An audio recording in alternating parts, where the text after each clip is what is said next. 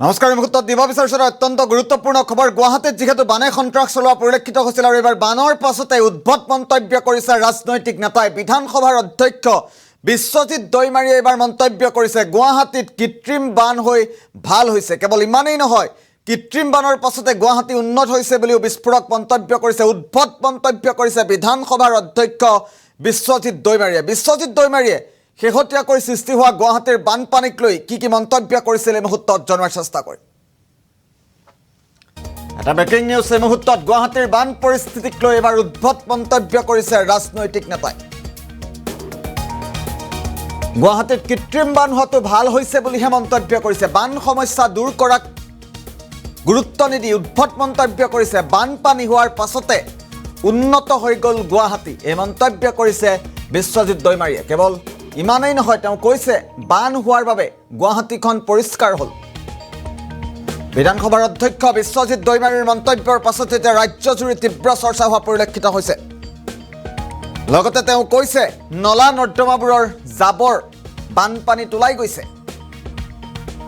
আৰু গুৱাহাটীৰ বান পৰিস্থিতিক লৈ শেহতীয়াকৈ উদ্ভট মন্তব্য কৰিছে আমি পুনৰবাৰ উল্লেখ কৰাৰ চেষ্টা কৰিছোঁ বিশ্বজিৎ দৈমাৰী অসম বিধানসভাৰ অধ্যক্ষ বিশ্বজিৎ দৈমাৰীয়ে উদ্ভট মন্তব্য কৰিছে গুৱাহাটীৰ কৃত্ৰিম বান হোৱাটো ভাল হৈছে গুৱাহাটীত কৃত্ৰিম বান হৈ ভাল হৈছে বানপানী হোৱাৰ পাছত উন্নত হৈ গ'ল গুৱাহাটী এই মন্তব্য কৰিছে বিধানসভাৰ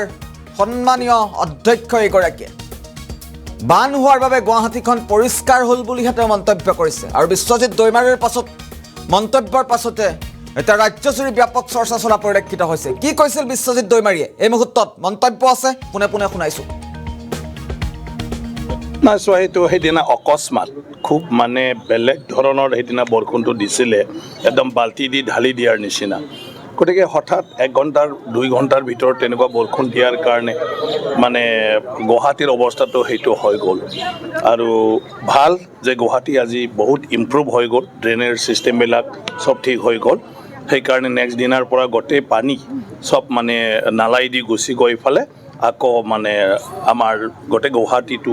প্ৰায় এতিয়া কিবা কৰিব পৰা হৈ গ'ল পুনৰ স্বাভাৱিক জীৱন যাত্ৰা আৰম্ভ হ'ল কিন্তু সেইদিনা চিটুৱেশ্যনে সেইটো আছিলে যদি বৰষুণ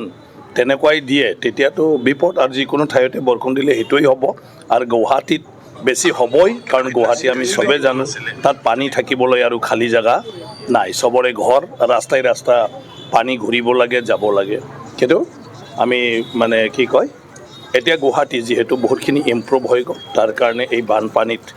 বেছি মানে কিবা কৰিবলগীয়া নহ'ল বেছি দিন না চোৱা এইটো সেইদিনা অকস্মাত খুব মানে বেলেগ ধৰণৰ সেইদিনা বৰষুণটো দিছিলে একদম বাল্টি দি ঢালি দিয়াৰ নিচিনা গতিকে হঠাৎ 1 ঘণ্টাৰ 2 ঘণ্টাৰ ভিতৰত তেনেকুৱা বৰষুণ দিয়াৰ কাৰণে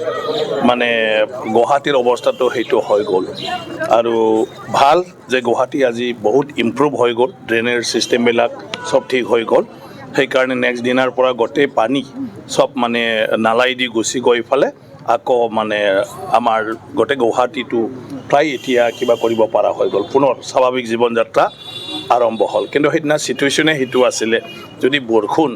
তেনেকুৱাই দিয়ে তেতিয়াতো বিপদ আৰু যিকোনো ঠাইতে বৰষুণ দিলে সেইটোৱেই হ'ব আৰু গুৱাহাটীত বেছি হ'বই কাৰণ গুৱাহাটী আমি চবেই জানো তাত পানী থাকিবলৈ আৰু খালী জেগা নাই চবৰে ঘৰ ৰাস্তাই ৰাস্তা পানী ঘূৰিব লাগে যাব লাগে কিন্তু আমি মানে কি কয় এতিয়া গুৱাহাটী যিহেতু বহুতখিনি ইম্প্ৰুভ হৈ গ'ল তাৰ কাৰণে এই বানপানীত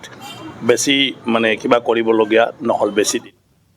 এয়া আছিল বিধানসভাৰ অধ্যক্ষ বিশ্বজিৎ দৈমাৰীৰ মন্তব্য বিশ্বজিৎ দৈমাৰীৰ মন্তব্যৰ পাছতে ৰাজ্যজুৰি ব্যাপক চৰ্চা চলা পৰিলক্ষিত হৈছে কিয় এগৰাকী ৰাজনৈতিক নেতাই এইদৰে মন্তব্য কৰিব পাৰে তাক লৈ ব্যাপক চৰ্চা আৰম্ভ হৈছে বান সমস্যা দূৰ কৰাক কোনো ভূক্ষেপ নাই এওঁলোকৰ তাৰ বিপৰীতে মন্তব্য কৰিছে বান হৈ গুৱাহাটীত ভাল হৈছে যি বিলাই বিপত্তি নোহোৱা হ'ল এই বানে সন্ত্ৰাস চলোৱাৰ পাছতে গুৱাহাটী মহানগৰীত বহু লোক যান জঁটত বহু সময় ধৰি আবদ্ধও হৈ থাকিল কিন্তু অৱশেষত এয়া ৰাজনৈতিক নেতাৰ মন্তব্য তেওঁ উল্লেখ কৰিছে গুৱাহাটীত কৃত্ৰিম বান হৈ ভাল হৈছে বান হোৱাৰ পাছত উন্নত হৈছে গুৱাহাটী এয়া মন্তব্য একোজন ৰাজনৈতিক নেতাৰ সমস্যাক সমাধান কৰাত গুৰুত্ব নাই এওঁলোকৰ তাৰ বিপৰীতে মন্তব্য কৰে গুৱাহাটীত বানপানী হৈ ভাল হৈছে, বান হোৱাৰ বাবে উন্নত হৈছে গুৱাহাটী। এয়া মন্তব্য একোজন ৰাজনৈতিক নেতাৰ, আৰু এই মন্তব্যৰ পাছত এতিয়া ৰাজ্যজুৰি ব্যাপক চৰ্চা লাভ কৰিছে সমগ্ৰ বিষয়টোৱে। কি কৈছিল বিশ্বজিৎ দৈমাৰীয়ে পুনৰবাৰ উল্লেখ কৰিছোঁ, পুনৰবাৰ শুনোৱাৰ চেষ্টা কৰিম। সেইদিনা অকস্মাত খুব মানে বেলেগ ধৰণৰ সেইদিনা বৰষুণটো দিছিলে, একদম বাল্টি দি ঢালি দিয়াৰ নিচিনা। গতিকে হঠাৎ 1 ঘণ্টাৰ 2 ঘণ্টাৰ ভিতৰত তেনেকুৱা বৰষুণ দিয়াৰ কাৰণে মানে গুৱাহাটীৰ অৱস্থাটো সেইটো হৈ গ'ল। আৰু ভাল যে গুৱাহাটী আজি বহুত ইম্প্ৰুভ হৈ গ'ল, ড্ৰেইনেজ ছিষ্টেমবিলাক চব ঠিক হৈ গ'ল। সেইকাৰণে নেক্সট দিনাৰ পৰা গোটেই পানী চব মানে নালাই দি গুচি গৈ ফালে আকৌ মানে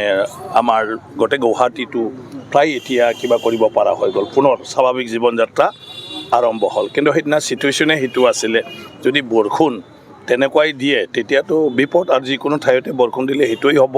আৰু গুৱাহাটীত বেছি হ'বই, কাৰণ গুৱাহাটী আমি চবেই জানো তাত পানী থাকিবলৈ আৰু খালী জেগা নাই, চবৰে ঘৰ, ৰাস্তাই ৰাস্তা পানী ঘূৰিব লাগে, যাব লাগে। কিন্তু আমি মানে কি কয়, এতিয়া গুৱাহাটী যিহেতু বহুতখিনি ইম্প্ৰুভ হৈ গ'ল, তাৰ কাৰণে এই বানপানীত বেছি মানে কিবা কৰিবলগীয়া নহ'ল বেছি দিন। নাই চোৱা, সেইটো সেইদিনা অকস্মাত খুব মানে বেলেগ ধৰণৰ সেইদিনা বৰষুণটো দিছিলে, একদম বাল্টি দি ঢালি দিয়াৰ নিচিনা। গতিকে হঠাৎ 1 ঘণ্টাৰ 2 ঘণ্টাৰ ভিতৰত তেনেকুৱা বৰষুণ দিয়াৰ কাৰণে মানে গুৱাহাটীৰ অৱস্থাটো সেইটো হৈ গ'ল।